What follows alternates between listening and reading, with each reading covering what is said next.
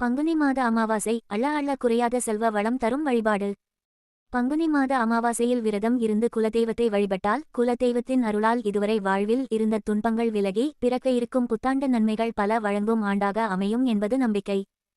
பங்குனி மாதத்தை திருமண மாதம் என அழைப்பதால் திருமணத்தில் பிரச்சனை இருப்பவர்கள் பங்குனி அமாவாசையில் முன்னோர்களையும் குலதெய்வத்தையும் வழிபடலாம். ஆண்டின் 12வது மாதமான பங்குனி மாதம் புரட்டாசி மாதத்திற்கு இணையான புண்ணிய பலன்களை தரக்கூடியதாகும். பங்குனி மாதம் தெய்வ திருமணங்கள் பலவும் நடைபெற்ற மாதம் என்பதால் மங்களகரமான மாதமாக கருதப்படுகிறது.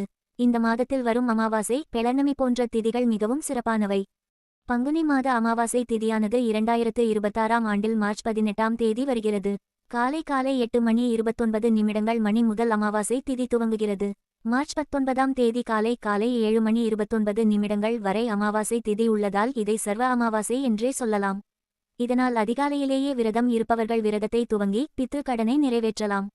இந்த நாளில் சூரிய உதயத்திற்கு முன் எழுந்து நீர்நிலைகளில் நீராடி முன்னோர்களுக்கு தர்ப்பணம் கொடுக்க வேண்டும்.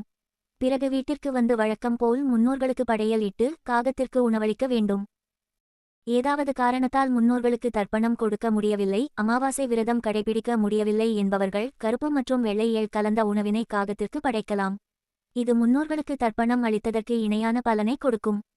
வீட்டில் சுபகாரியமே நடக்க மாட்டேன் என்கிறது, நல்ல காரியங்கள் செய்வதற்கு ஏதாவது ஒரு தடை வந்து கொண்டே இருக்கிறது, வீட்டில் செல்வம் தங்க மாட்டேன் என்கிறது, வீண் விரயம் கணக்கில்லாமல் செலவு ஆகிக் கொண்டே இருக்கிறது என்பவர்கள் பங்குனி அமாவாசை தினத்தில் விரதமிருந்து முன்னோர்களையும் குலதெய்வத்தை வழிபடலாம். வாய்ப்பு இருந்தால் குலதெய்வம் கோவிலுக்கு சென்று வழிபட்டு வரலாம்.